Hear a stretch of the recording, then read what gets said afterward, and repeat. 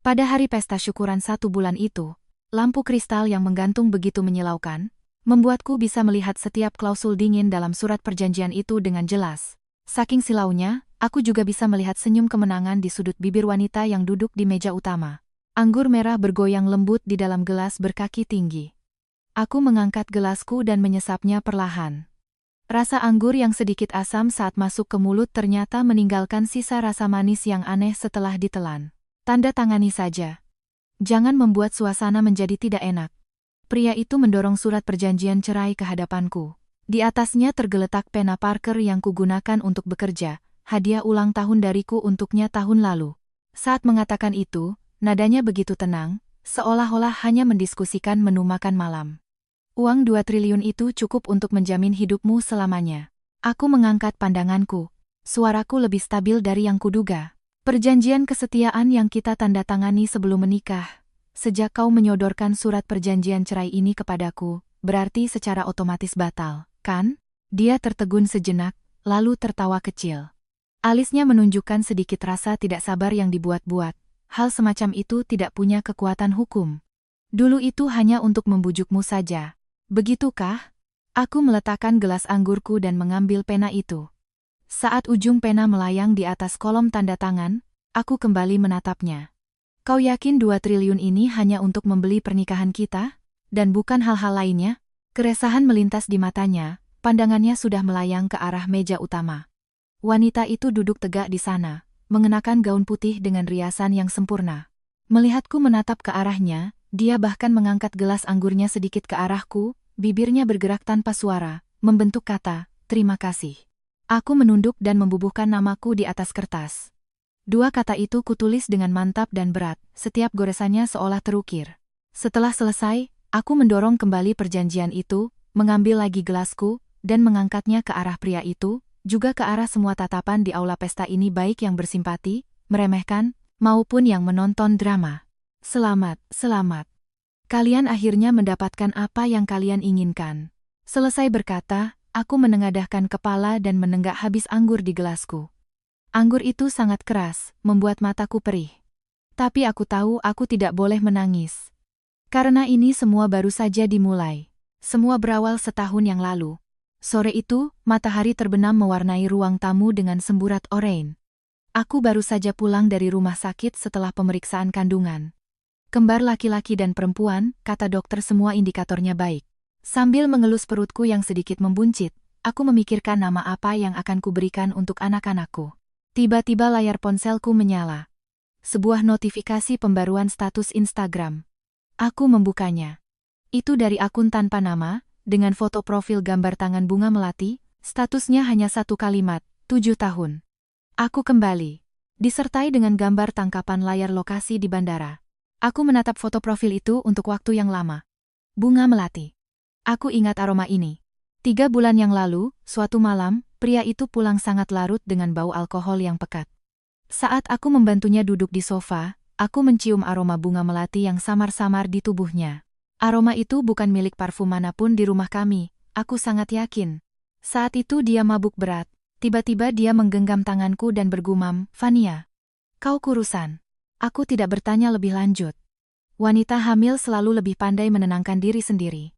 Aku berkata pada diriku sendiri, mungkin itu hanya aroma parfum dari rekan kerja wanitanya. Mungkin hanya aroma yang menempel saat dia melewati toko bunga. Mungkin penjelasan lain yang masuk akal. Tapi status Instagram itu seperti jarum yang diam-diam menusuk hatiku dan tidak bisa dicabut. Hari-hari berikutnya, aku mulai memperhatikan ponselnya. Kata sandinya baru. Dulu kami saling tahu pola kunci masing-masing, sekarang dia bahkan membawa ponselnya ke kamar mandi. Pintu ruang kerjanya di malam hari seringkali memancarkan seberkas cahaya, sesekali aku bisa mendengar tawa pelannya yang tertahan. Suatu kali, aku pura-pura bangun untuk mengambil air minum. Saat melewati ruang kerjanya, aku mendengarnya berkata, "Sabar sedikit lagi. Sebentar lagi." Aku tidak tahu dengan siapa dia bicara, tapi aku bisa mengenali nada suaranya. Nada yang lembut dan penuh kasih sayang itu, dia tidak pernah menggunakannya padaku. Ada satu hal lagi, sangat kecil hingga tidak layak disebut, tetapi membuatku benar-benar sadar. Hari itu, tumben sekali dia makan malam di rumah. Ibu mertuaku juga ada di meja makan. Ibu mertuaku terus-menerus membicarakan menantu tetangga sebelah, Pak Budi, yang hamil anak ketiga. Katanya menantunya itu beruntung sekali karena selalu bisa melahirkan anak laki-laki. Aku tidak menanggapi, hanya menunduk menyantap supku. Pria itu tiba-tiba angkat bicara. Bu, kalaupun anak Amira ini perempuan, tidak apa-apa. Toh masih bisa hamil lagi. Aku berkata, sudah diperiksa. Kembar laki-laki dan perempuan. Sumpitnya berhenti sejenak. Lalu dia tersenyum. Senyum yang sangat standar seolah telah dilatih berkali-kali.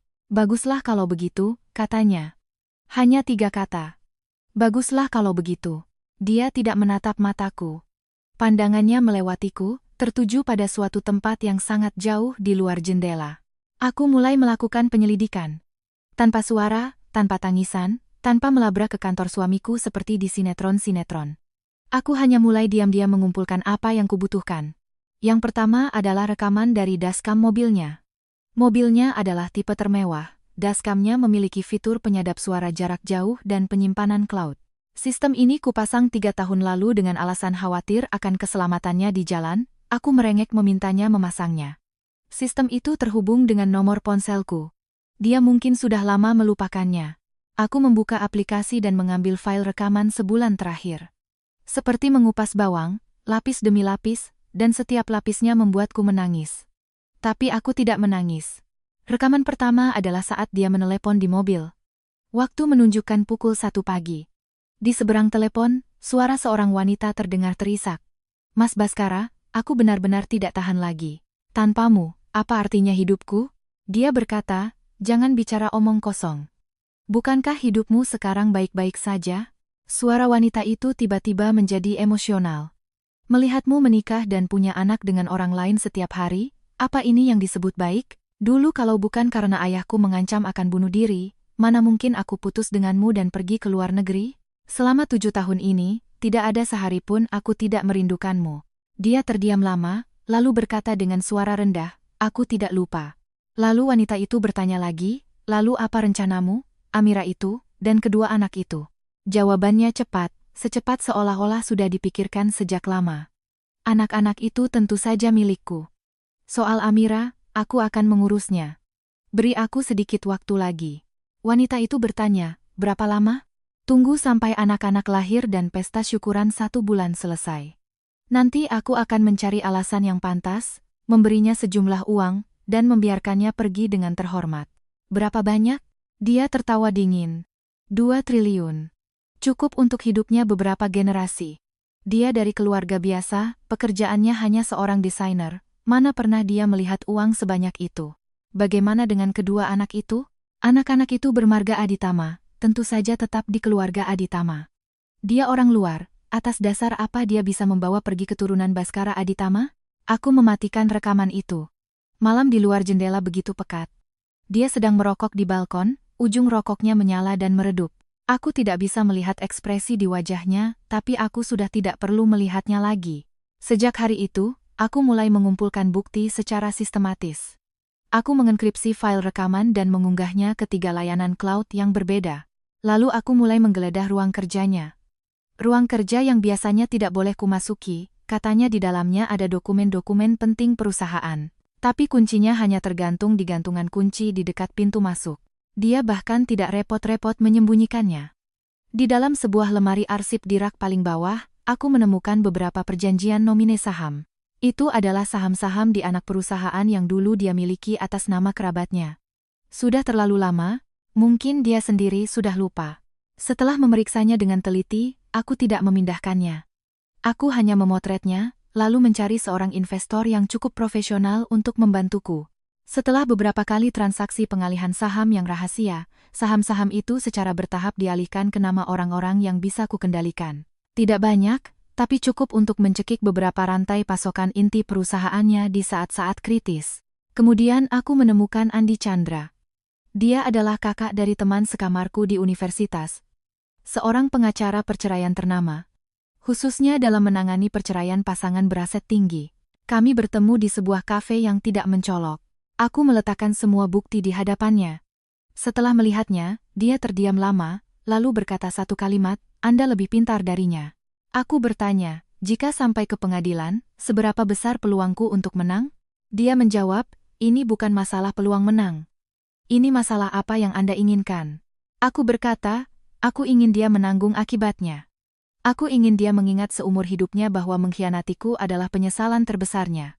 Andi Chandra mendorong kacamatanya. Kalau begitu, kita pakai rencana kedua. Jangan terburu-buru ke pengadilan. Kita tebar jaringnya dulu.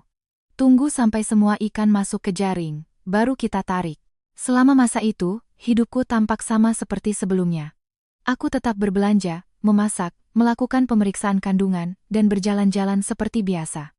Aku tetap menyajikan sup dan menambah nasi saat pria itu pulang. Bahkan setelah ibu mertuaku pindah untuk merawatku, aku tetap menyambutnya dengan senyuman. Ibu mertuaku mencurahkan seluruh perhatiannya pada cucu laki-laki yang belum lahir. Setiap hari dia mengoceh, cucu lelakiku yang gagah. Terhadapku, hanya ada satu kalimat, makan yang banyak, jangan sampai cucuku kelaparan. Suatu malam, aku bangun untuk ke toilet. Saat melewati kamar tamu, aku mendengar ibu mertuaku sedang menelepon di dalam. Pintunya tidak tertutup rapat, suaranya terdengar putus-putus. Iya, kembar. Yang laki-laki sehat sekali. Yang perempuan agak kurang. Tapi tidak apa-apa, yang penting keluarga Aditama punya penerus. Saya Mira itu, kalau bukan karena perutnya sabur, mana mungkin dipertahankan sampai sekarang. Tunggu setelah syukuran 1 bulan, Baskara akan menceraikannya. Fania itu baru menantu idamanku. Latar belakang keluarganya jelas, dulu juga keluarga terpandang. Sekarang memang agak terpuruk, tapi apa masalahnya? Keluarga Aditama punya uang untuk menanggungnya. Yang penting, di hati dan mata Fania hanya ada Baskara, tidak seperti yang sekarang ini, banyak akalnya. Tenang saja, Baskara sudah mengatur semuanya. 2 triliun untuk mengusirnya sudah lebih dari cukup. Kalau dia tidak tahu diri, banyak cara untuk membereskannya. Aku berdiri di koridor yang remang-remang, seluruh tubuhku terasa dingin. Bukan karena takut, tapi karena aku akhirnya mengerti. Di rumah ini, dari awal sampai akhir, aku hanyalah sebuah alat reproduksi. Alat reproduksi yang perutnya subur. Saat hamil 7 bulan, air ketubanku pecah tiba-tiba. Aku harus menjalani operasi sesar darurat. Si kembar, kakaknya lahir lebih dulu, adiknya terlambat 2 menit. Saat aku didorong keluar dari ruang operasi, selang-selang masih menancap di tubuhku, seluruh badanku gemetar tak terkendali. Tapi koridor itu kosong, tidak ada seorang pun yang menungguku. Pria itu dan orang tuanya semua mengerumuni boks bayi. Suara ibu mertuaku terdengar dari ujung koridor. Aduh, cucu lelakiku yang gagah. Coba lihat alis matanya, persis seperti Baskara waktu kecil. Seorang perawat muda mengingatkan, keluarga, pasien pasca operasi sudah keluar. Mungkin bisa dilihat dulu kondisi ibunya. Baru saat itulah pria itu seolah teringat sesuatu. Dia berbalik, berjalan ke arahku, menggenggam tanganku dan berkata, terima kasih atas kerja kerasmu. Tangannya hangat, tapi matanya tidak menatapku. Detik berikutnya, dia kembali berbalik untuk melihat anak-anaknya. Aku memejamkan mata, merasa tubuh dan hatiku sama-sama hampa. Selama seminggu di rumah sakit, wanita itu tidak pernah datang. Tapi ponsel pria itu terus berdering. Setiap kali dia menunduk membaca pesan, dia tanpa sadar akan melirik ke arahku, lalu bangkit dan berjalan ke koridor untuk menelepon. Suatu kali aku sengaja pura-pura tidur, ku dengar suaranya yang pelan dari luar pintu. Sabar sedikit lagi. Sebentar lagi. Di hari syukuran 1 bulan nanti, aku pasti akan memberimu jawaban yang memuaskan. Tenang saja, anak-anak tidak akan menjadi bebanmu. Ibuku yang akan mengurus mereka, tidak akan merepotkanmu. Lalu 2 kata terakhir, diucapkannya dengan sangat pelan dan lembut, dengan nada yang belum pernah kudengar digunakannya untuk kudot cintaku. Aku membuka mata, menatap langit-langit yang putih bersih. Dinding rumah sakit ini begitu putih, putih yang menyilaukan. Setelah keluar dari rumah sakit, ibu mertuaku secara resmi pindah untuk tinggal bersama kami. Alasannya adalah untuk merawatku dan anak-anak, tapi sebenarnya, seluruh perhatiannya tercurah pada cucu laki-lakinya. Setiap kali adik perempuannya menangis, dia selalu berjalan mendekat dengan malas sambil mengerutkan kening, anak perempuan memang manja. Kasih susu saja sudah cukup, tapi begitu kakaknya merengek sedikit, dia langsung berlari seperti angin, membujuk dengan suara rendah, aduh, sayangku, cucu nenek, pipis ya. Nenek gantikan popoknya. Suatu malam, adik perempuannya demam. Aku terburu-buru mencari termometer. Saat melewati kamar tamu, Aku mendengar ibu mertuaku sedang menelepon, suaranya sangat pelan, tapi aku bisa mendengarnya dengan jelas. Si Amira itu, tunggu setelah syukuran 1 bulan, langsung diusir saja. Kedua anak itu, biar keluarga Aditama yang membesarkan. Dia orang luar, atas dasar apa mau membawa pergi keturunan Aditama? Fania itu baru cinta sejati Baskara kita. Kalau bukan karena ayahnya dulu menghalangi, mana ada kesempatan si Amira masuk ke keluarga kita. Aku berdiri di koridor yang remang-remang sambil memegang termometer, lalu berbalik kembali ke kamar tidur. Adik perempuannya demam hingga 39 derajat, wajah kecilnya memerah, tangisannya sudah tidak bertenaga. Aku memeluknya, berulang kali mengompres tubuhnya dengan air hangat untuk menurunkan panasnya. Pria itu baru pulang pukul 3 pagi, dengan bau alkohol yang pekat. Melihatku duduk di tempat tidur sambil menggendong anak, dia mengerutkan kening. Kenapa belum tidur? Adik demam. Sudah panggil dokter? Sudah minum obat penurun panas, suhunya sudah sedikit turun. Baguslah. Dia masuk ke dalam selimut, membelakangiku, dan tak lama kemudian suara dengkurannya terdengar. Aku terjaga sampai pagi. Langit di luar jendela berubah dari gelap gulita menjadi biru tua, lalu menjadi fajar. Cahaya merayap masuk sedikit demi sedikit, menyinari wajah lelap pria itu, juga menyinari layar ponselku. Di sana, terbaring sebuah rekaman baru. Rekaman yang kuambil dari dashcam mobilnya. Waktunya. Dini hari ini. Lokasinya. Sebuah tempat parkir di tepi sungai. Dalam rekaman itu, wanita itu menangis terseduh-seduh. Mas Baskara, dia sudah melahirkan anak kembar. Apa kau jadi tidak akan bercerai? Apa kau akan meninggalkanku? Dia menjawab, bagaimana mungkin? Apa yang sudah kujanjikan padamu pasti akan kutepati. Di pesta syukuran 1 bulan nanti, aku akan memberinya surat perjanjian cerai untuk ditandatangani di depan semua orang. Kau juga datanglah nanti, anggap saja sebagai latihan untuk menjadi Nyonya Aditama. Aku mematikan rekaman itu dan meletakkan ponsel di meja samping tempat tidur. Langit di luar sudah terang. Kota telah bangun. Suara roda mobil, suara orang, suara burung, bercampur menjadi satu. Begitu ramai. Dan aku merasa seperti tenggelam di dasar laut, dingin dan sunyi di sekelilingku. Undangan pesta syukuran 1 bulan itu didesain oleh wanita itu. Pinggirannya berwarna emas pucat dengan cetakan bunga melati kecil. Saat pria itu memberikan undangan itu kepadaku untuk kulihat, matanya tidak bisa menyembunyikan rasa bangganya. Bagaimana? Desain Fania. Selera estetikanya memang selalu bagus. Aku menerimanya, hanya merasakan tekstur bunga yang timbul itu. Bunganya memang sangat indah. Daftar tamunya juga kau lihat, katanya. Semuanya orang-orang terpandang. Nanti kau pakai gaun yang kubelikan bulan lalu. Riasanmu yang rapi, jangan membuatku malu. Dia berhenti sejenak, lalu teringat sesuatu dan menambahkan, oh ya, Fania juga akan datang hari itu. Kondisinya tidak begitu baik, jadi dia akan duduk di meja utama. Kau urus dia baik-baik. Aku menatapnya. Sebagai apa? Wajahnya berubah masam. Amira, jangan cari masalah. Anggap saja sebagai teman biasa. Jaga sopan santun di depan umum, jangan membuatku sulit. Aku tersenyum. Aku mengerti. Baru setelah itu dia puas dan berbalik hendak pergi. Aku memanggilnya. Dia menoleh. Aku bertanya, surat perjanjian cerai itu, sudah kau perlihatkan pada pengacara? Apa ada celah? Dia tertegun sejenak, lalu tertawa. Apa? Kau benar-benar ingin menuntutku dan memperebutkan anak? Jangan mimpi. Perjanjian itu dibuat oleh pengacara terbaik dari Departemen Hukum perusahaanku, tidak ada celahnya. Uang tunai 2 triliun, dibayar sekaligus. Syaratnya adalah kau secara sukarela melepaskan hak asuh dan hak kunjung kedua anak, dan sejak saat itu tidak ada hubungan lagi dengan keluarga Aditama. Hitam di atas putih, jelas sekali. Secara sukarela melepaskan. Aku mengulangi 4 kata itu perlahan. Dia menatapku dari atas. Amira, patuhlah. Ambil uangnya, cari tempat yang baik untuk hidup. Kau masih muda, masih bisa menikah lagi. Tapi anak-anak harus tetap di keluarga Aditama. Ini adalah batas kesabaran ayah dan ibuku, dan juga batas kesabaranku. Dan dalam batas kesabaranmu itu, aku bertanya pelan, apakah ada sedikit pun pertimbangan untuk perasaan anak-anak? Mereka butuh seorang ibu. Ibu? Dia tertawa mengejek. Dengan uang, pengasuh seperti apa yang tidak bisa kita dapatkan? Lagi pula, Fania akan menjadi ibu mereka nanti. Dia akan memperlakukan mereka dengan baik. Kau tidak perlu khawatir. Saat mengatakan itu, tatapannya begitu tulus, seolah-olah itu adalah hal yang paling wajar di dunia. Aku mengangguk. Dia menepuk pundakku. Nah, begitu baru patuh. Tenang saja, uangnya tidak akan kurang sepeser pun. Begitu kau tanda tangan, uangnya langsung ditransfer. Dia pergi. Suara langkah kakinya perlahan menghilang di koridor. Aku duduk di depan meja rias, menatap wajah pucat dan lelah di cermin. Wanita di cermin itu mengenakan piyama tebal, rambutnya diikat asal-asalan, dengan lingkaran hitam pekat di bawah matanya.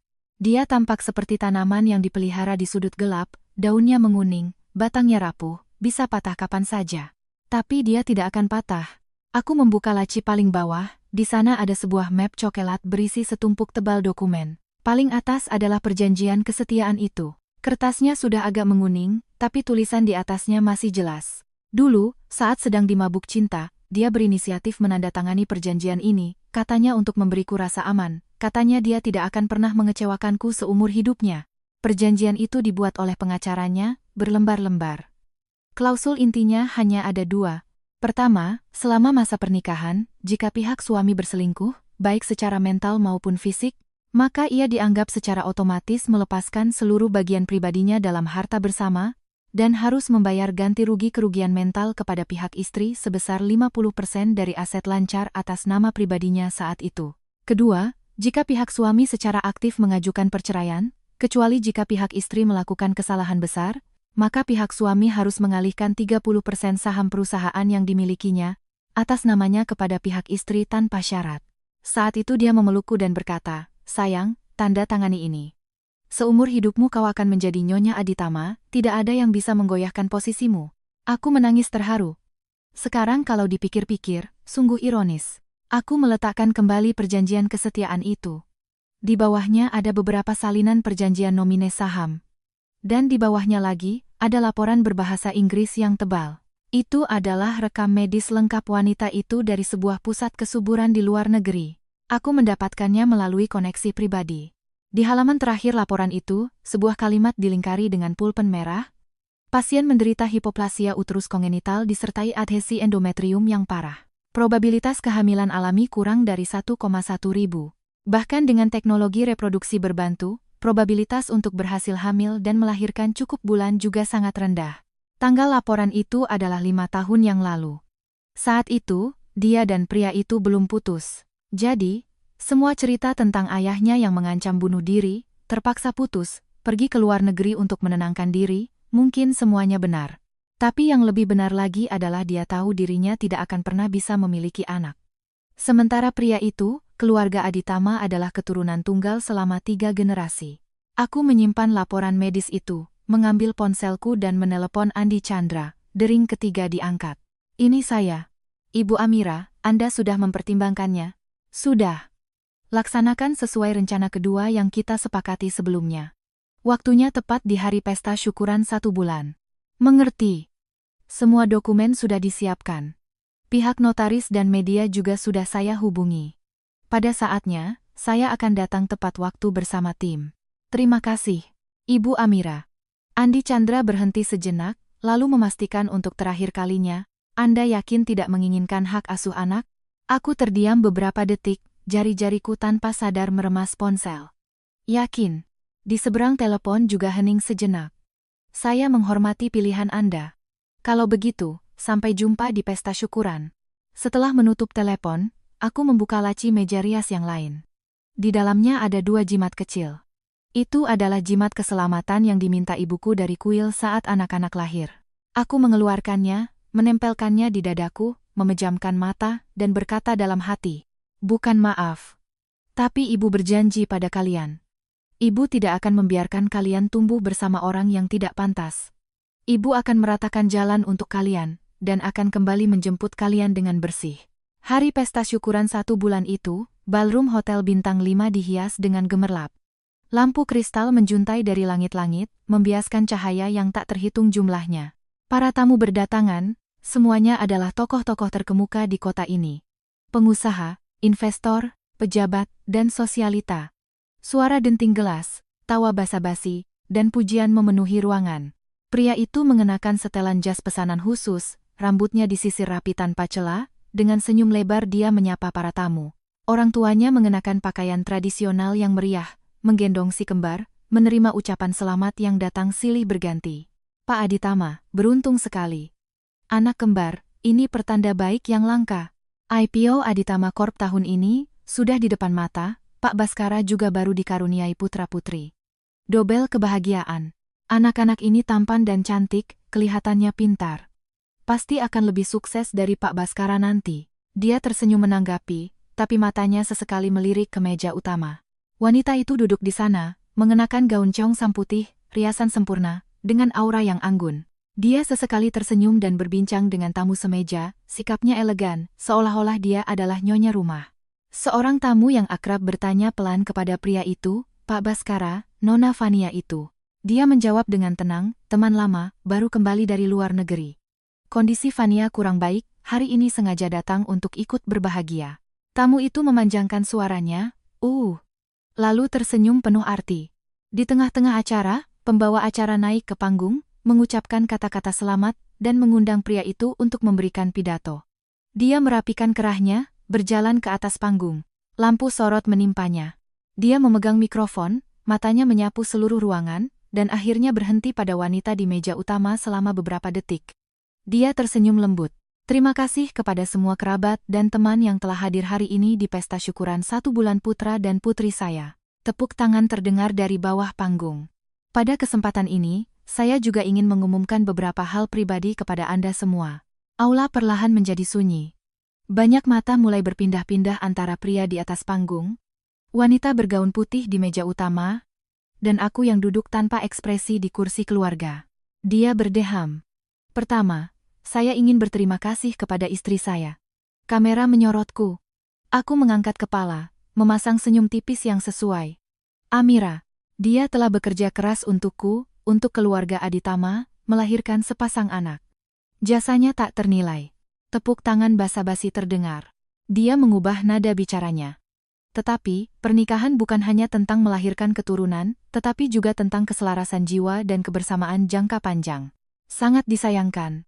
Setelah pertimbangan yang matang, saya dan Amira telah memutuskan untuk mengakhiri hubungan pernikahan kami. Aula langsung riuh. Tatapan yang tak terhitung jumlahnya seperti lampu sorot menembak ke arahku, terkejut, kasihan, meremehkan, senang di atas penderitaan orang lain. Di bawah panggung, ibu mertuaku menggendong cucunya, sudut bibirnya terangkat tak tertahankan. Wanita itu sedikit menunduk, mengangkat cangkir tehnya untuk menutupi kepuasan di matanya. Pria itu melanjutkan. Untuk memberikan kompensasi atas pengabdian Amira selama ini, saya secara pribadi akan membayarnya uang tunai sebesar 2 triliun rupiah sebagai kompensasi perceraian. Pada saat yang sama, hak asuh kedua anak jatuh kepada saya. Dia secara sukarela melepaskan hak kunjung. Ini adalah hasil kesepakatan kami berdua. Dia menatapku. Kau setuju, kan? Semua mata kembali tertuju padaku. Aku perlahan berdiri, mengambil mikrofon di depanku. Saya setuju. Suaraku bergema melalui pengeras suara di seluruh ruangan, tenang tanpa riak. Wajah pria itu menunjukkan senyum lega. Baik. Kalau begitu, silakan Amira naik ke atas panggung, di hadapan semua kerabat dan teman, untuk menandatangani surat perjanjian cerai. Seorang staf wanita membawa nampan berlapis kain beludru merah ke atas panggung. Di atasnya ada surat perjanjian cerai dan sebuah pena. Aku berjalan ke atas panggung. Sepatu hak tinggiku tidak bersuara di atas karpet. Berdiri di samping pria itu, aku bisa mencium aroma parfumnya yang bercampur dengan aroma melati milik wanita itu. Dia menoleh dan berbisik cepat, tanda tangani. Uangnya akan langsung ditransfer. Jangan macam-macam. Aku menatapnya sekilas, mengambil pena, membuka perjanjian itu, dan menemukan kolom tanda tangan. Ujung pena melayang di udara. 2 triliun rupiah, lunas setelah ini, kan? Dia tertegun sejenak, matanya menunjukkan ketidaksabaran. Tentu saja. Transfer tunai. Tidak melalui rekening perusahaan, tidak melibatkan saham atau utang apapun. Pembayaran 1 kali, lunas, kan? Kau ini cerewet sekali. Sudah tertulis jelas di perjanjian. Aku mengangguk, sekali lagi menuliskan 2 kata namaku. Setelah selesai, aku mengangkat perjanjian itu dan menunjukkannya ke bawah panggung, lalu menatap pembawa acara. Bolehkah saya pinjam mikrofonnya? Saya juga punya beberapa kata yang ingin disampaikan. Pembawa acara menatap pria itu. Dia mengerutkan kening, tapi tetap mengangguk. Dia mungkin berpikir aku paling-paling hanya akan mengucapkan terima kasih dan selamat, atau menangis-nangis mencari simpati. Tidak berbahaya. Aku mengambil mikrofon, berbalik menghadap para tamu. Terima kasih telah datang ke pesta syukuran anak-anak saya. Dan terima kasih kepada mantan suami saya atas pidatonya yang penuh perasaan tadi. Wajah pria itu sedikit berubah. Saya setuju bercerai. Kompensasi 2 triliun juga saya terima. Tapi, aku berhenti sejenak. Mataku menyapu kerumunan di bawah panggung dengan ekspresi yang berbeda-beda, dan akhirnya berhenti pada wanita di meja utama. Jari-jarinya yang memegang cangkir teh sedikit memutih. Mengenai masalah hak asuh anak, saya rasa perlu ada klarifikasi. Pria itu maju selangkah, ingin merebut mikrofonku. Kau bicara omong kosong apa? Aku menghindar ke samping. Suaraku terdengar jelas melalui mikrofon. Saya tidak pernah secara sukarela melepaskan hak asuh anak. Lebih tepatnya, saya tidak pernah setuju untuk menyerahkan hak asuh anak kepada seorang ayah yang berselingkuh selama pernikahan, berniat menggelapkan harta, dan bersekongkol dengan orang lain untuk merencanakan penelantaran anak kandungnya sendiri. Seluruh ruangan gempar. Wajah pria itu pucat pasi. Kau gila. Omong kosong apa yang kau katakan? Keamanan, seret dia turun. Seorang petugas keamanan ragu-ragu maju. Aku mengeluarkan sebuah flash disk mini dari tasku dan mengangkatnya tinggi-tinggi. Di dalam sini, ada rekaman percakapan pria ini dengan Nona Vania selama setahun terakhir, membahas bagaimana cara memaksaku bercerai dan bagaimana cara merampas hak asuhku. Total ada 17 rekaman, termasuk rencana mereka untuk mengirimku ke luar negeri setelah pesta ini, yang sebenarnya adalah tahanan rumah agar Nona Vania bisa dengan lancar masuk ke keluarga Aditama. Perlu saya putarkan sekarang untuk Anda semua? Petugas keamanan berhenti di tempat. Pupil mata pria itu menyusut. Di meja utama, cangkir teh di tangan wanita itu jatuh ke lantai dan pecah berkeping-keping. Dia tiba-tiba berdiri, wajahnya pucat seperti kertas. Kau memfitnah. Apakah ini fitnah? Bisa kita buktikan di pengadilan? Aku menatapnya dengan tenang. Tentu saja, jika menurutmu ini tidak cukup, aku punya bukti lain. Aku mengeluarkan setumpuk kertas cetak dari tasku dan mengangkatnya tinggi-tinggi. Ini adalah catatan transaksi transfer aset yang dilakukan pria ini melalui perantara ilegal ke beberapa perusahaan cangkang di luar negeri selama 6 bulan terakhir. Jumlah totalnya melebihi 300 miliar rupiah. Tujuannya apa? Saya rasa tidak perlu saya jelaskan lagi. Ayah pria itu, Pak Aditama Senior, kini juga berdiri, wajahnya pucat pasi. Baskara, ada apa ini? Keringat mulai membasahi dahi pria itu. Ayah, dia memfitnahku. Itu semua investasi luar negeri yang normal. Investasi? Aku tertawa dingin. Investasi ke perusahaan konsultan seni yang baru didaftarkan atas nama Nona Vania dan tidak memiliki bisnis nyata? Pak Aditama, Anda bisa melihatnya sendiri. Aku menyerahkan tumpukan kertas itu langsung ke Pak Aditama Senior di bawah panggung, yang wajahnya sudah sehitam dasar panci. Ibu mertuaku yang menggendong anak berteriak histeris. Dasar wanita beracun. Kau sendiri tidak bisa punya anak laki-laki, jadi kau ingin menghancurkan anakku. Jangan percaya padanya. Dia hanya ingin uang. Aku mengangkat alis menatap bayi lugu di pelukannya. Bu, yang ibu gendong itu bukankah anak laki-laki yang saya lahirkan? Atau menurut ibu, hanya yang dilahirkan Nona Vania yang pantas disebut cucu ibu? Ibu mertuaku terdiam.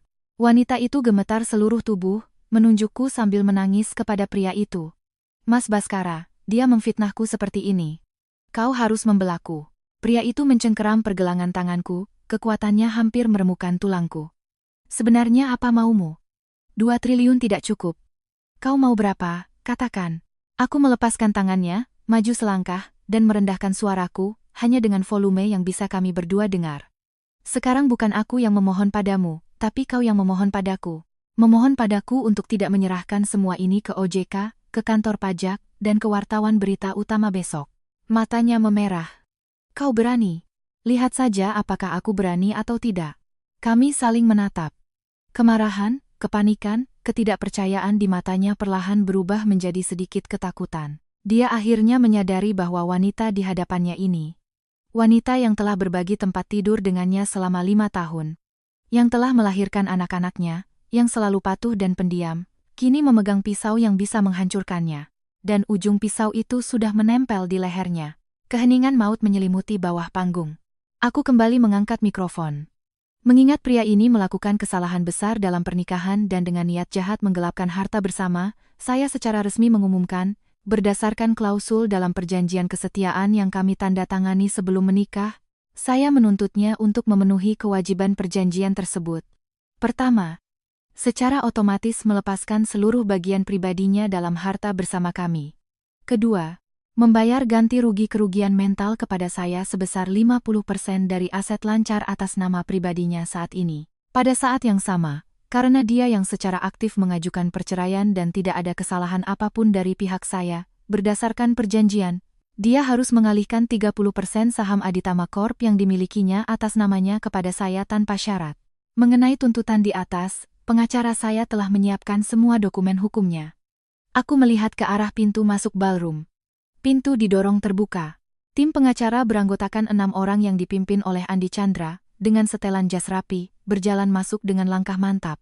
Andi Chandra berjalan ke depan panggung, sedikit menundukkan kepala kepadaku, lalu menghadap kerumunan dan berkata dengan suara lantang, "Selamat malam. Saya adalah kuasa hukum Ibu Amira. Saya mewakili klien saya untuk mengumumkan bahwa semua tuntutan yang diajukan oleh Ibu Amira tadi memiliki dasar hukum dan bukti yang kuat. Materi gugatan dan salinan bukti yang relevan telah kami sampaikan secara serentak ke pengadilan dan juga telah kami tembuskan kepada Dewan Direksi Aditama Corp dan OJK. Jika Bapak Baskara menolak untuk melaksanakannya, kami akan segera memulai proses hukum. Mengingat Aditama Corp saat ini sedang dalam masa tenang IPO, saya yakin Bapak Baskara dan para pemegang saham Aditama Corp akan membuat pilihan yang bijaksana. Wajah beberapa direktur Aditama Corp sudah sangat buruk. Salah satunya, seorang pria parubaya botak, tiba-tiba berdiri dan menunjuk pria itu sambil memaki, "Baskara, apa-apaan ini? Kalau IPO perusahaan gagal gara-gara kau, aku tidak akan tinggal diam." Pak Aditama senior terhuyung-huyung, ditopang oleh orang di sebelahnya. Dia menunjuk pria itu, jarinya gemetar, tidak bisa berkata apa-apa. Ibu mertuaku yang menggendong anak terduduk lemas di kursi, mulai meraung-raung, "Sialan. Dosa apa keluarga Aditama kita sampai menikahi penyihir ini masuk ke rumah?" Wanita itu berdiri di tempatnya, goyah. Dia menatap pria itu, menatap kekacauan keluarga Aditama, menatap tatapan para tamu di bawah panggung yang berubah dari kagum dan selamat menjadi cemoohan dan hinaan. Aku menatapnya, mengambil mikrofon. "Nona Vania." Dia gemetar, menatapku dengan ngeri. "Tadi pria ini bilang kondisi Anda tidak baik, butuh status Nyonya Aditama untuk beristirahat. Saya jadi penasaran, bagian mana dari diri Anda yang tidak baik? Perlukah saya bantu menghubungi dokter spesialis Anda di Mayo Clinic 5 tahun yang lalu? Seingat saya, dia spesialis di bidang infertilitas." Kalimat ini lebih mematikan dari bukti manapun sebelumnya. Semua mata langsung tertuju padanya, terkejut, sadar, mencemooh, kasihan. Pria itu tiba-tiba menoleh, menatapnya tajam. "Infertilitas? Vania, apa yang dia katakan?" Bibir wanita itu bergetar, air mata mengalir. "Mas Baskara, dengarkan penjelasanku. Tidak seperti itu. Aku tidak apa?" Aku mengeluarkan salinan laporan medis itu dari tasku, mengangkatnya di udara. "Perlukah saya proyeksikan laporan diagnosis hipoplasia uterus kongenital dengan probabilitas kehamilan alami kurang dari 1,1 ribu lun ini untuk Anda semua lihat?" Aku melemparkan salinan itu dengan ringan ke kaki pria itu. Dia membungkuk untuk mengambilnya. Hanya dengan melihat beberapa baris, wajahnya berubah dari pucat pasi menjadi putih mengerikan. Dia mengangkat kepala, menatap wanita itu. Kelembutan dan cinta di matanya lenyap tak berbekas, hanya menyisakan kemarahan dan kekecewaan karena telah ditipu. Kau tidak bisa punya anak. Kau telah membohongiku selama ini." Wanita itu menutupi wajahnya dengan putus asa. Aku hanya terlalu mencintaimu, Mas Baskara. Aku takut kau akan meninggalkanku. Jadi kau membohongiku. Membuatku meninggalkan istri dan anak-anakku demi kau? Membuatku menjadi bahan tertawaan seluruh dunia?" Dia berteriak, merobek laporan itu menjadi serpihan dan melemparkannya ke wajah wanita itu. Wanita itu menjerit dan jatuh terduduk di lantai. Riasannya luntur, gaun putihnya kotor, penampilannya berantakan. Tak ada lagi sisa keanggunan dan kelembutannya yang tadi. Aku menatap dingin drama saling menyalahkan ini, hatiku terasa beku. Inilah cinta pertamanya yang telah dicintainya selama belasan tahun, yang rela dia hancurkan keluarganya untuk mendapatkannya. Seorang penipu yang dengan cermat menenun kebohongan untuk mencuri kehidupan orang lain. Perjanjian sudah saya tanda tangani. 2 triliun, transfer sekarang. Suaraku tidak tinggi, tetapi mengandung kekuatan yang tidak bisa dibantah. Adapun perjanjian kesetiaan dan pengalihan saham, aku memberimu waktu 24 jam untuk mempertimbangkannya. Besok pada jam ini, jika aku tidak menerima dokumen yang sudah kau tanda tangani, maka semua bukti akan muncul tepat waktu di tempat yang seharusnya. Tentu saja, kau juga bisa mencoba dalam 24 jam ini membuatku secara sukarela menyerah, seperti yang kau rencanakan sebelumnya kepadaku. Pria itu gemetar. Tatapannya padaku penuh dengan keasingan dan ketakutan. Pak Andi, aku beralih ke tim pengacara, tolong awasi dia menyelesaikan transfer 2 triliun. Setelah selesai, kita pergi. Baik. Andi Chandra maju selangkah, berkata kepada pria yang kebingungan itu, Pak Baskara, silakan. Sesuai dengan pasal ketiga perjanjian perceraian, Anda harus menyelesaikan pembayaran pada saat ini juga, di tempat ini. Pria itu berdiri kaku, menatap ayahnya. Pak Aditama senior memejamkan mata, dadanya naik turun dengan hebat, tidak berkata apa-apa. Dia kemudian menatap para tamu dan direktur yang dulu memanggilnya saudara, tetapi kini menghindarinya. Akhirnya, pandangannya jatuh pada wanita yang menangis di lantai dan ibunya yang meraung-raung sambil menggendong anak. Seluruh dunianya hancur berkeping-keping di depan matanya. Transfer. Dia memaksakan dua kata itu keluar dari sela-sela giginya. Asistennya segera bertindak. Beberapa menit kemudian, ponselku bergetar. SMS dari bank memberitahukan bahwa dana sebesar 2 triliun rupiah telah masuk.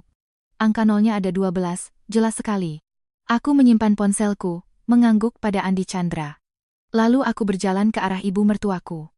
Dia menggendong anak, menatapku dengan waspada dan penuh kebencian. Kau mau apa lagi? Aku dengan lembut mengambil putriku dari pelukannya. Gadis kecil itu sedang tidur nyenyak, mulut kecilnya mengecap.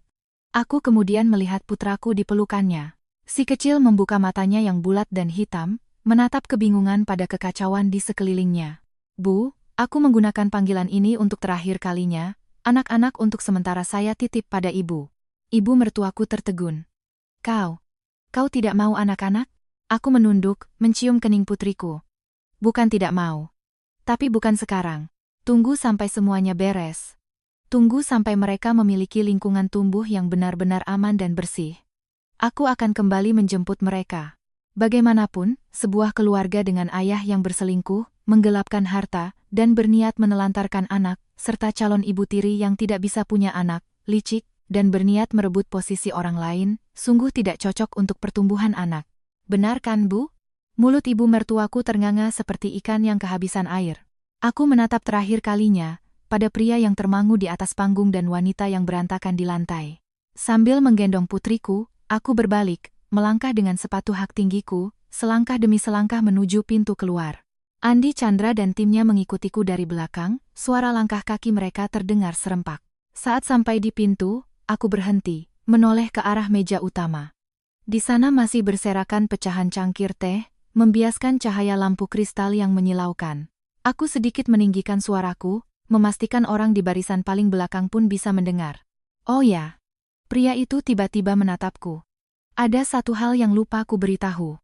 Laporan medis yang kau robek tadi itu asli. Nona Vania memang tidak bisa punya anak. Aku melengkungkan bibirku, menunjukkan senyum pertamaku yang tulus hari ini, dan juga yang terakhir. Jadi, selamat. Seumur hidupmu kau tidak akan punya anak lain lagi. Garis keturunan keluarga Aditama. Putus sampai di sini.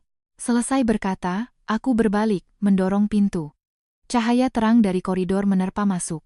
Di belakangku, terdengar raungan ibu mertuaku yang tiba-tiba meninggi dan melengking, suara gedebuk Pak Aditama senior yang jatuh, amukan buas pria itu, jeritan histeris wanita itu, dan keributan tak terkendali dari seluruh hadirin.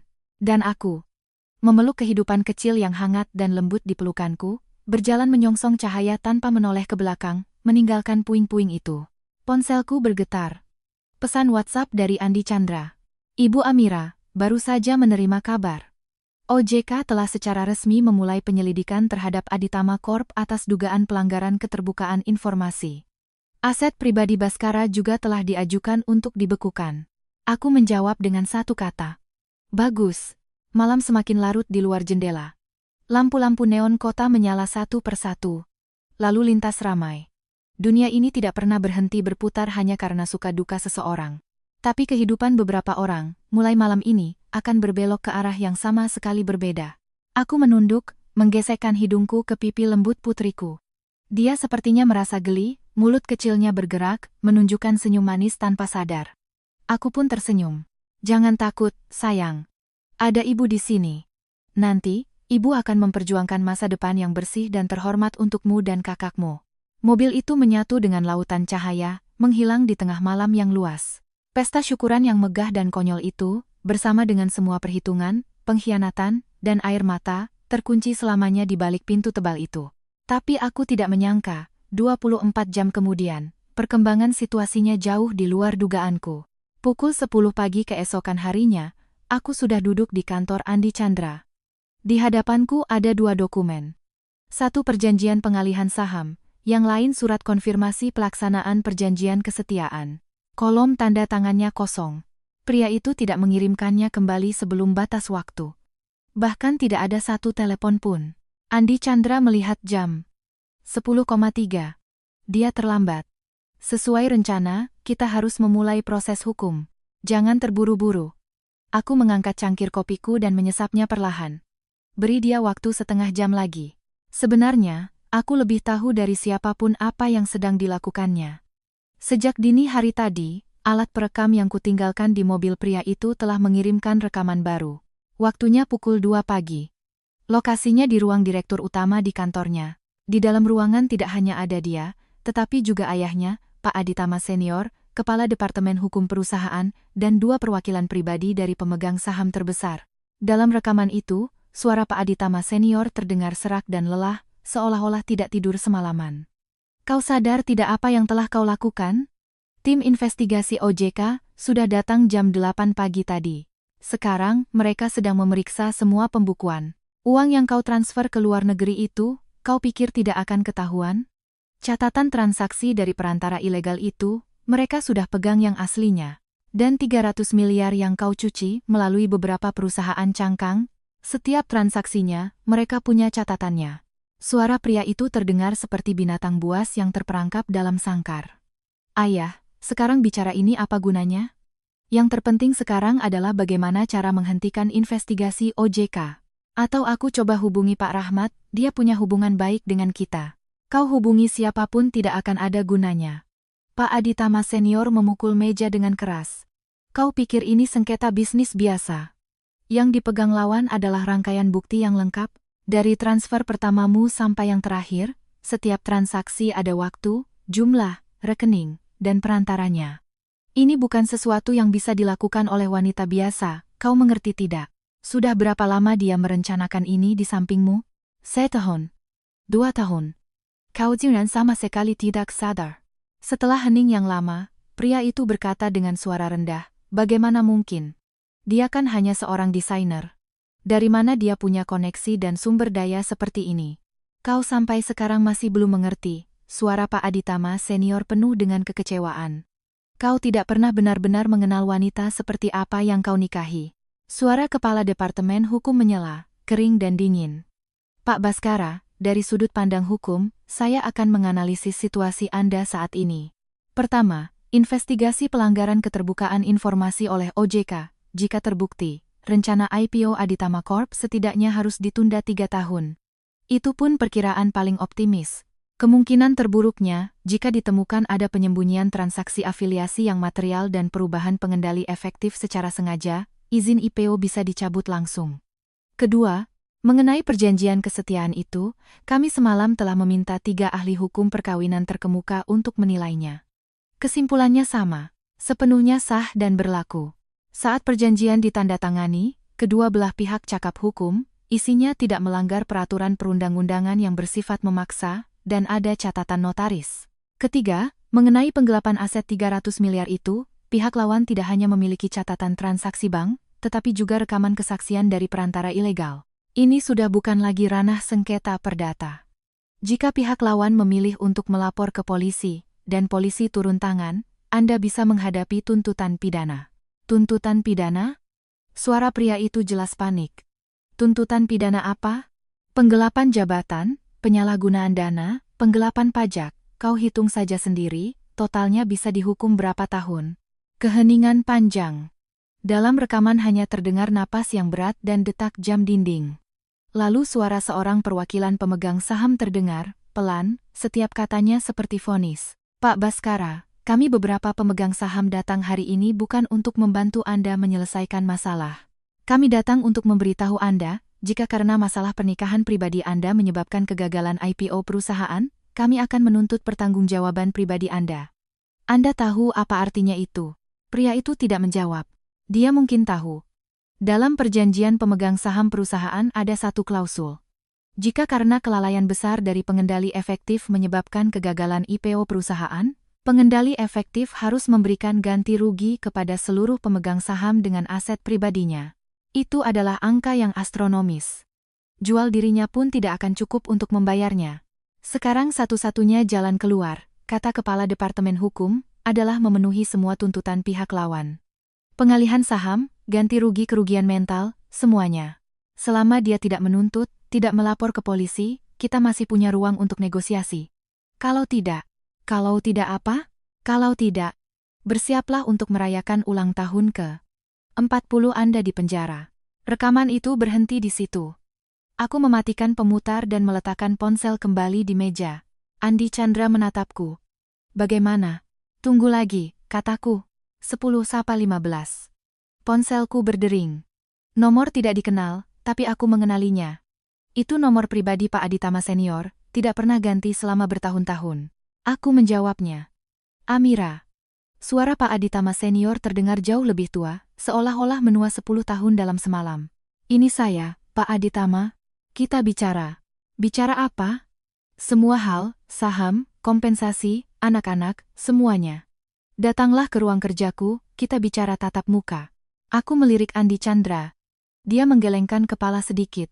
Aku mengerti maksudnya. Tidak bisa pergi ke rumah keluarga Aditama. Itu wilayah mereka. Pergi ke sana berarti pasif. Pak Aditama, jika Anda ingin bicara, kantor pengacara saya ada di Gedung Plaza Semanggi lantai 46, selalu siap menyambut Anda. Jika hari ini Anda dan putra Anda tidak muncul, besok pagi jam 9, semua materi akan serentak ada di pengadilan, kantor polisi, dan meja redaksi 3 media bisnis utama. Anda putuskan sendiri. Aku menutup telepon. Andi Chandra menatapku. Anda yakin mereka akan datang? Pasti, kataku. Tidak ada pilihan lain. Benar saja, pukul 2 siang, mobil keluarga Aditama berhenti di depan Gedung Plaza Semanggi. Yang datang tidak hanya pria itu dan ayahnya, tetapi juga pengacara pribadi keluarga Aditama, seorang pria tua bermargatan, yang sangat terkenal di kalangan hukum, dijuluki Mulut Emas Jakarta. Pak Tan mengenakan setelan abu-abu tua yang dipotong dengan baik, rambutnya disisir rapi ke belakang, dengan senyum profesional di wajahnya, seolah-olah datang untuk negosiasi bisnis biasa, bukan untuk membereskan kekacauan yang akan runtuh. Mereka masuk ke ruang rapat, duduk di sisi meja panjang yang berlawanan. Pria itu duduk di antara ayahnya dan Pak Tan. Setelannya masih yang kemarin, dasinya longgar, 2 kancing kemejanya terbuka. Lingkaran hitam di bawah matanya pekat, seluruh dirinya seperti kehabisan energi. Dia melihatku masuk, tatapannya rumit, ada kebencian, ketakutan, kebingungan, dan bahkan sedikit kekaguman yang mungkin tidak disadarinya sendiri. Aku duduk di ujung lain meja panjang. Andi Chandra di sebelah kananku, konsultan keuanganku di sebelah kiri. Di belakangku ada 2 asisten pengacara dan seorang akuntan forensik. Formasi lengkap. Pak Aditama Senior yang pertama bicara. Tanpa basa-basi, langsung ke intinya. Apa syaratmu? Katakan saja. Syarat. Aku tersenyum. Pak Aditama, syarat saya sudah saya sampaikan dengan sangat jelas kemarin di pesta syukuran. Klausul perjanjian kesetiaan, hitam di atas putih. Tidak perlu saya ulangi lagi. Pak Tan mendorong kacamatanya, tersenyum. Ibu Amira, perjanjian kesetiaan itu sudah kami lihat. Tapi Anda juga tahu, perjanjian semacam ini dalam praktik peradilan, pengadilan belum tentu mendukung 100%. Terutama klausul pengalihan 30% saham, ini menyangkut kepentingan pemegang saham lain, bukan sesuatu yang bisa diputuskan hanya oleh Anda dan Pak Baskara berdua. Aku tidak bicara, hanya mengeluarkan sebuah dokumen dari map dan mendorongnya ke tengah meja. Pak Tan mengambilnya, membacanya beberapa halaman, senyumnya membeku. Itu adalah anggaran dasar perusahaan Aditama Corp, pasal 37, kataku. Menurut pasal itu, Kerabat langsung dari pengendali efektif perusahaan, dalam hal perceraian, memiliki hak prioritas untuk membeli bagian saham yang termasuk dalam harta bersama. Artinya, meskipun pengadilan tidak mendukung pengalihan 30%, sebagai istri sah Baskara, saya bisa membeli bagian saham ini dengan harga 70% dari harga pasar. Dan saya punya uang tunai 2 triliun, yang baru saja masuk. Cukup untuk membayar pembelian ini. Jadi, Pak Tan, Anda tidak perlu bicara dengan saya tentang ketidakpastian praktik peradilan. Saya sudah meratakan semua jalannya. Senyum Pak Tan lenyap sama sekali. Dia meletakkan dokumen itu kembali ke meja, menoleh ke Pak Aditama Senior dan menggelengkan kepala sedikit. Wajah Pak Aditama Senior sangat buruk, tapi dia adalah pemain lama, tidak akan mudah menyerah. 30% terlalu banyak. Perusahaan ini bukan milik Baskara seorang. Masih banyak pemegang saham kecil. Kalau kau ambil 30%, struktur kepemilikan perusahaan akan berubah drastis, IPO akan semakin tidak mungkin. Pak Aditama, IPO sudah tidak mungkin, kataku dengan tenang. Tim investigasi OJK sudah masuk pagi ini. Anda lebih tahu dari saya apa artinya itu. Masalahnya sekarang bukan mempertahankan IPO, tapi mempertahankan Aditama Corp agar tidak pailit. Coba Anda pikirkan, jika saya serahkan bukti-bukti itu ke polisi, Baskara tidak hanya akan menghadapi tuntutan perdata, tapi juga pidana. Saat pengendali efektif perusahaan diselidiki secara pidana, penarikan kredit oleh bank pasti terjadi, tekanan dari pemasok juga pasti terjadi. Aditama Corp bisa bertahan berapa lama? 3 bulan. 6 bulan. Pada saat itu, jangankan 30%, 100% pun hanya akan menjadi tumpukan kertas tak berharga. Tangan Pak Aditama Senior sedikit gemetar, tapi dia masih berusaha bertahan. Kau gadis kecil, berani sekali bicara besar. Kau pikir dengan beberapa rekaman di tanganmu, kau bisa meruntuhkan perusahaan dengan pendapatan tahunan 5 triliun. Pak Aditama, saya tidak ingin meruntuhkan Aditama Corp, aku menatap matanya lurus. Yang saya inginkan hanyalah apa yang menjadi hak saya. Dan kalian, yang harus kalian bayar bukan hanya uang, tetapi juga hal yang paling kalian pedulikan seumur hidup. Saat mengatakan ini, pandanganku beralih ke pria itu. Dia dari awal sampai akhir tidak menatapku, matanya tertuju pada meja, seolah sedang menatap soal matematika yang tidak bisa dipecahkan. Negosiasi berlangsung selama 4 jam penuh. Pak Tan memang pantas dijuluki mulut emas Jakarta, kefasihannya luar biasa. Sayangnya, lawan yang dihadapinya bukanlah lawan biasa. Setiap dokumen, setiap dasar hukum, setiap angka yang disiapkan oleh tim Andi Chandra seperti paku yang tertancap kuat di meja, tidak bisa dicabut, tidak bisa digoyahkan. Ditambah lagi dengan konsultan keuangan yang mengurai satu persatu arus kas dan struktur utang Aditama Corp, akhirnya Pak Tan pun terdiam. Kesepakatan akhirnya adalah sebagai berikut. Pengalihan 30% saham, tidak kurang sepeser pun. Uang tunai 2 triliun sudah masuk, tidak ada tambahan. Proses pengalihan saham harus selesai dalam 10 hari kerja. Selain itu, dari 3 properti atas nama pria itu, 2 di antaranya, termasuk villa yang kami tinggali sekarang, menjadi milikku. Mengenai hak asuh anak, untuk sementara menjadi milik keluarga Aditama. Tetapi aku memiliki hak untuk menuntut perubahan hak asuh kapan saja, dan keluarga Aditama tidak boleh dengan alasan apapun menghalangiku untuk bertemu anak-anak. Ini adalah hasil terbaik yang bisa kudapatkan. Bukan karena aku berhati lembut, tetapi karena aku tahu, jika aku menekan lebih jauh, mereka benar-benar akan hancur lebur. Dan aku tidak ingin kedua anakku tumbuh besar di tengah-tengah persidangan yang berlarut-larut. Saat menandatangani, pria itu akhirnya mengangkat kepalanya.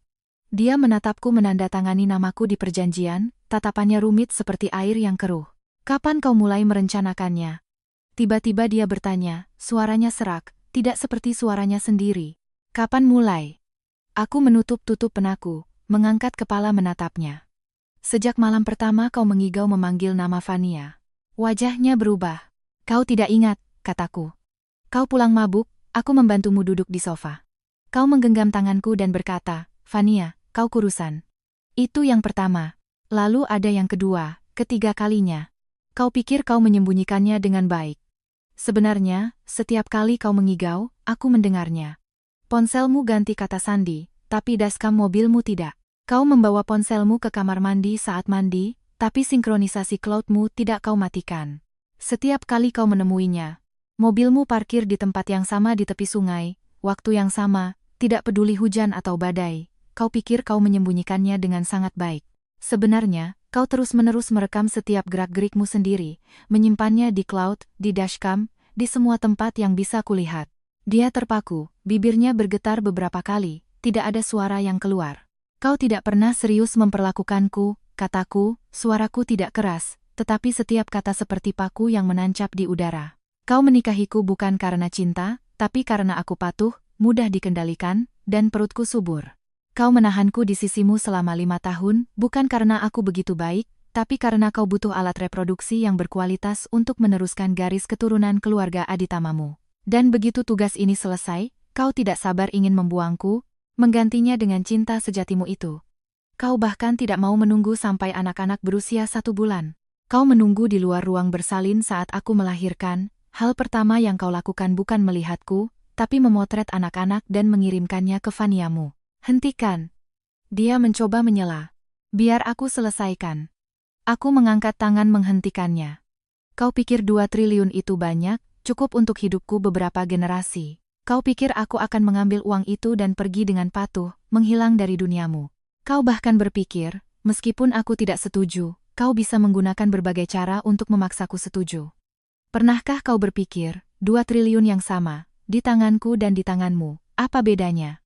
Ruang rapat hening, hanya terdengar detak jam dinding. Bedanya adalah, 2 triliun ini adalah kau yang memohon agar aku menerimanya, bukan aku yang memintanya darimu.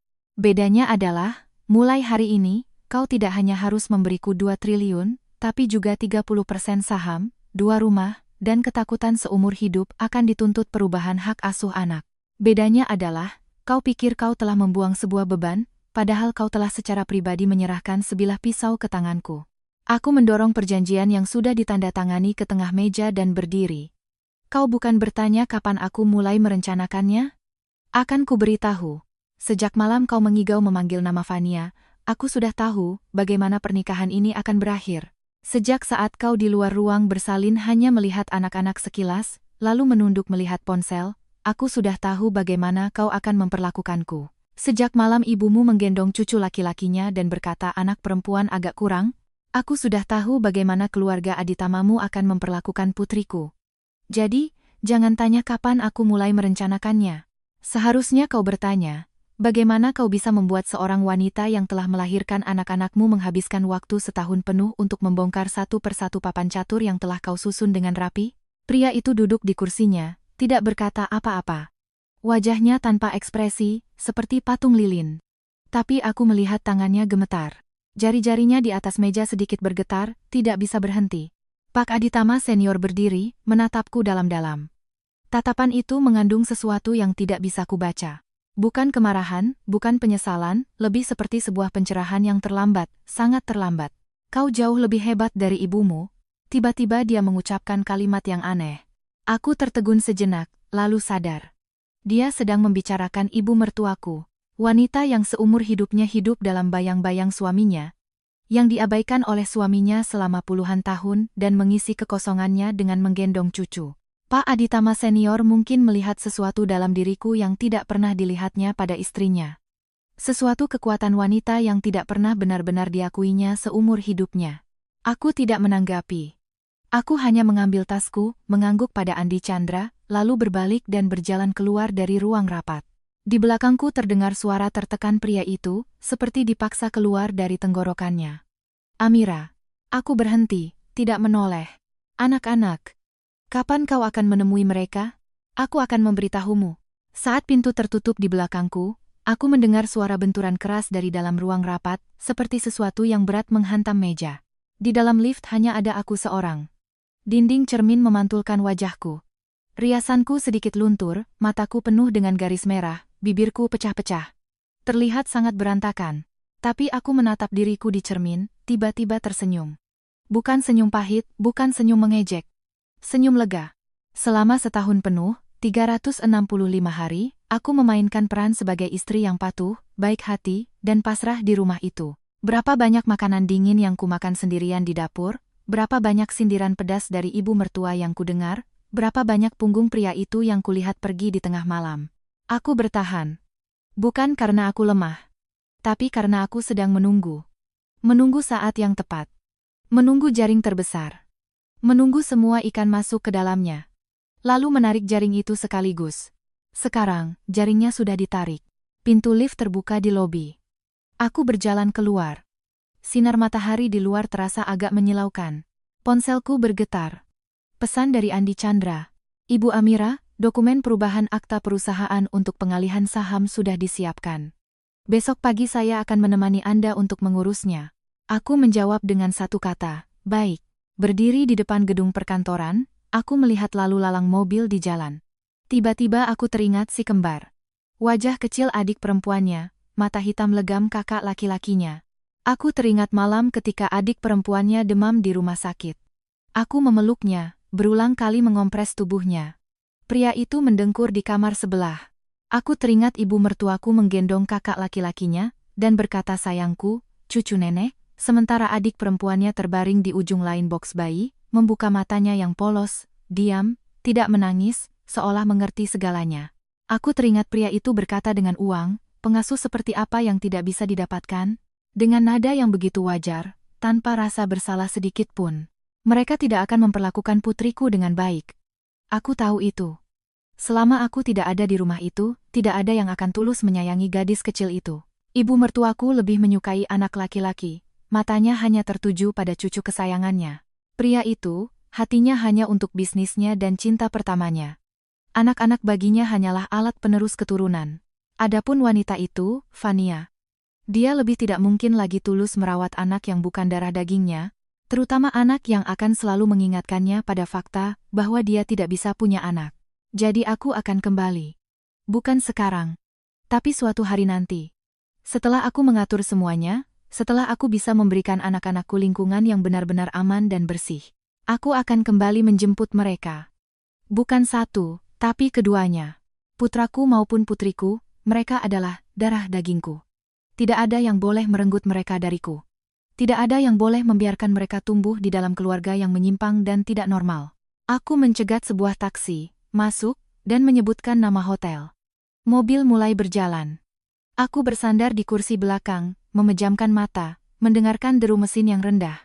Ponselku bergetar lagi. Kali ini sebuah SMS dari nomor tak dikenal. Hanya satu kalimat, kau pikir kau sudah menang? Aku tidak membalas. Aku tahu siapa pengirimnya. Nomor ponsel baru wanita itu. Aku sudah mendapatkannya beberapa bulan yang lalu, hanya saja belum kusimpan di kontak. Dia mengirim SMS ini mungkin untuk menguji reaksiku. Ingin tahu apakah aku akan marah, panik, atau tidak tahan untuk bertengkar dengannya. Aku tidak akan. Karena aku tahu, keadaannya sekarang 1000 kali lebih buruk dariku. Di pesta syukuran itu, ketika aku mengatakan bahwa dia tidak bisa punya anak, semua orang yang hadir mendengarnya. Setengah dari mereka adalah mitra bisnis keluarga Aditama, setengahnya lagi adalah sosialita terkemuka di kota ini. Berita itu menyebar dalam semalam, seperti memiliki sayap, terbang ke telinga setiap orang yang pernah coba didekatinya. Apa yang paling dipedulikan Fania seumur hidupnya? Bukan uang, bukan status, tapi gengsi. Dia menghabiskan 7 tahun di luar negeri membangun citra sebagai cinta pertama yang tak terlupakan. Lembut, elegan, cerdas, setia. Seorang wanita baik yang diperlakukan tidak adil oleh takdir tetapi tetap menjaga martabatnya. Tapi sekarang, semua orang membicarakan bahwa Fania itu adalah perebut suami orang. Dan lebih parahnya lagi, perebut suami orang yang tidak bisa punya anak. Dengan licik ingin menyingkirkan istri sah. Hasilnya, tidak hanya gagal, tetapi juga dibongkar aibnya di depan umum oleh istri sah. Inilah bagian yang paling kejam. Bukan aku yang kejam, tapi takdir. Hal yang paling ditakuti dalam hidup ini bukanlah kalah, tetapi setelah kalah, sisi terburukmu dilihat oleh semua orang. Sisi terburuk Fania dilihat oleh lebih dari 200 orang, direkam, dan disebarkan. Sejak saat itu, di lingkaran manapun yang kaya dan berkuasa, dia adalah bahan tertawaan. Adapun pria itu, hidupnya juga tidak akan lebih baik. IPO Aditama Corp pada dasarnya gagal. Beberapa pemegang saham besar sudah merencanakan untuk memaksanya turun dari posisi direktur utama dan CEO. Investigasi OJK akan berlangsung setidaknya 3 bulan lagi. Selama 3 bulan ini, setiap transaksi perusahaan, setiap kontrak, setiap aliran dana akan diperiksa di bawah mikroskop. Dan para mitra bisnis yang pernah disakitinya, diinjaknya, dieksploitasinya, kini satu persatu menunjukkan taring mereka. Di dunia bisnis memang seperti itu. Saat kau berjaya, semua orang adalah temanmu. Saat kau terpuruk, semua orang berebut untuk mengambil bagian. Ponselku bergetar lagi. Masih dari nomor yang sama. SMS kedua. Kau tidak akan berhasil. Aku akan membuatnya bangkit kembali. Aku akan membantunya merebut kembali semuanya. Aku membaca SMS ini 2 kali, lalu mengetik 4 kata dan mengirimkannya. Semoga beruntung. Lalu aku memblokir nomor itu. Taksi berhenti di depan hotel. Aku membayar dan turun, berjalan masuk ke lobi. Di dalam lift, aku melihat wajahku di cermin. Lebih kuyu dari sebelumnya. Seharian tidak makan, perutku mual, kepalaku juga sakit. Tapi aku tetap mengambil kunci kamar di resepsionis, naik ke atas, masuk ke kamar, melempar tas di sofa, lalu masuk ke kamar mandi. Aku menyalakan shower. Air panas mengguyur dari atas kepala, membasahi rambut, pakaian, dan wajahku. Entah itu air atau air mata. Aku tidak menangis. Aku hanya merasa sangat, sangat lelah. Seperti membawa beban yang sangat berat dan berjalan sangat jauh, akhirnya sampai di tempat di mana aku bisa berhenti dan beristirahat. Setelah mandi, aku mengenakan jubah mandi hotel, duduk di depan jendela besar. Di luar adalah pemandangan malam kota ini. Ribuan lampu, neon yang berkelap-kelip. Sama seperti kemarin. Di layar ponselku ada beberapa pesan yang belum dibaca. Aku membukanya. Ada konfirmasi dokumen dari Andi Chandra. Ada tangkapan layar transfer dana dari konsultan keuanganku. Dan ada pesan suara dari ibuku. Aku membukanya. Kudengar ibuku berceloteh, "Nak, ibu sudah masakkan sup untukmu, besok ibu antarkan ya. Jangan menanggung semuanya sendirian. Kalau ada apa-apa, cerita sama ibu." Aku menempelkan ponsel di telingaku, mendengarkannya beberapa kali, lalu membalasnya dengan 4 kata, "Bu, aku baik-baik saja." Di luar jendela, kembang api meledak. Entah siapa yang sedang merayakan sesuatu. Aku melihat cahaya yang mekar dan menghilang di langit malam, tiba-tiba teringat sebuah kenangan yang sangat jauh. 5 tahun yang lalu, saat aku dan pria itu baru kenal, dia juga pernah menyalakan kembang api untukku. Hari itu adalah ulang tahunku. Dia menyewa seluruh kapal pesiar, mengundang lebih dari 20 teman, dan menyalakan kembang api selama setengah jam penuh di atas laut. Aku berdiri di dek, menengadah menatap langit yang penuh warna, mengira telah bertemu dengan pria terbaik di dunia. Dia bilang dia mencintaiku. Bilang ingin menikahiku. Bilang ingin memberiku kehidupan terbaik seumur hidup. Aku percaya. Bagaimana mungkin aku tidak percaya? Dia begitu kaya, begitu terhormat, begitu pandai merayu. Aku hanyalah seorang gadis dari keluarga biasa, dengan pekerjaan desain yang biasa-biasa saja, menjalani hari-hari yang biasa. Tiba-tiba seseorang datang dengan mobil mewah dan bunga, muncul dalam hidupmu, mengatakan bahwa kau adalah orang terpenting dalam hidupnya, mengatakan tanpamu dia tidak bisa hidup. Wanita mana yang tidak akan luluh hatinya? Wanita mana yang bisa menolak? Tapi kemudian aku baru tahu. Dia mengejarku bukan karena cinta, tapi karena dia butuh seorang istri. Seorang istri yang pantas dipamerkan, bisa melahirkan anak, patuh, dan penurut. Dan aku kebetulan memenuhi semua syarat. Latar belakang biasa, tidak punya koneksi, mudah dikendalikan. Penampilan tidak jelek, pantas dibawa ke acara. Yang terpenting, aku hamil. Kembar. Maka, di mata keluarga Aditama, nilaiku telah selesai. Dari Nyonya Aditama menjadi ibu dari anak-anaknya. Dari ibu anak-anaknya menjadi si Amira itu. Dari si Amira itu menjadi ambil uangnya, dan pergi. Aku pikir aku akan sangat sedih. Tapi anehnya, ketika semua ini benar-benar terjadi, aku menyadari bahwa aku tidak sesedih yang kubayangkan. Mungkin karena selama setahun ini, air mataku sudah kering. Mungkin karena aku sudah lama tidak mencintainya lagi. Tidak cinta.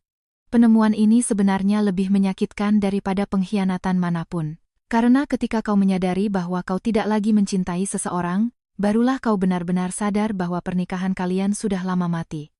Bukan mati di pesta syukuran. Bukan mati saat dia mendorong surat perjanjian cerai ke hadapanku. Tapi mati di saat-saat yang lebih awal, lebih halus, lebih sunyi. Mati di malam pertama dia mengigau memanggil nama orang lain. Mati di gerakannya membawa ponsel ke kamar mandi saat mandi. Mati dalam proses tatapannya padaku yang berubah dari lembut menjadi basa-basi, dari basa-basi menjadi dingin. Mati total, bahkan tanpa secercah harapan terakhir. Tapi aku tidak membencinya. Membenci seseorang butuh energi. Aku tidak punya energi lagi. Aku menghabiskan waktu setahun untuk merencanakan, mengumpulkan bukti, menunggu waktu yang tepat, bukan untuk membencinya, tapi untuk mengambil kembali apa yang menjadi hakku. Untuk memberikan pertanggungjawaban kepada anak-anakku. Untuk membuat orang-orang yang telah menyakitiku membayar harga yang pantas. Ini bukan balas dendam. Ini adalah perhitungan. Perhitungan yang bersih.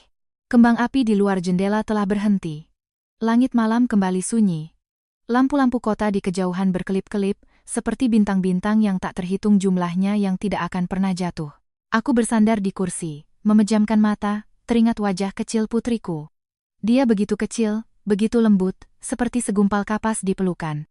Aku teringat saat pertama kali dia membuka mata melihatku, tatapan yang penuh kepercayaan dan tanpa syarat. Aku tidak akan pernah melupakannya seumur hidupku. Dan putraku. Si kecil itu lahir 2 menit setelah adiknya, tapi beratnya hampir setengah kilo lebih berat dari adiknya. Tangisannya juga lebih keras. Saat dia tersenyum, ada lesung pipit kecil, sangat mirip dengan fotoku waktu kecil. Membayangkan harus meninggalkan mereka di rumah itu, hatiku seperti diremas oleh sesuatu. Tapi aku tahu, saat ini aku tidak punya kemampuan untuk membesarkan 2 bayi sekaligus. Pengacaraku memberitahuku, bahkan jika aku memperjuangkan hak asuh sampai akhir, pengadilan kemungkinan besar tidak akan memberikan kedua bayi sekaligus kepada seorang ibu yang tidak memiliki tempat tinggal yang stabil, tidak memiliki sumber pendapatan yang stabil, dan tidak memiliki sistem dukungan pengasuhan anak. Hukum itu dingin. Hukum tidak akan memihakmu hanya karena kau mencintai anak-anakmu. Jadi aku memilih untuk mundur selangkah, menyerahkan hak asuh untuk sementara kepada keluarga Aditama. Tapi aku mempertahankan hak untuk menuntut perubahan kapan saja. Selama masa ini, aku akan membangun sebuah benteng yang cukup kuat untuk diriku sendiri. Sebuah benteng milikku dan anak-anakku. Benteng yang tidak bisa ditembus oleh siapapun.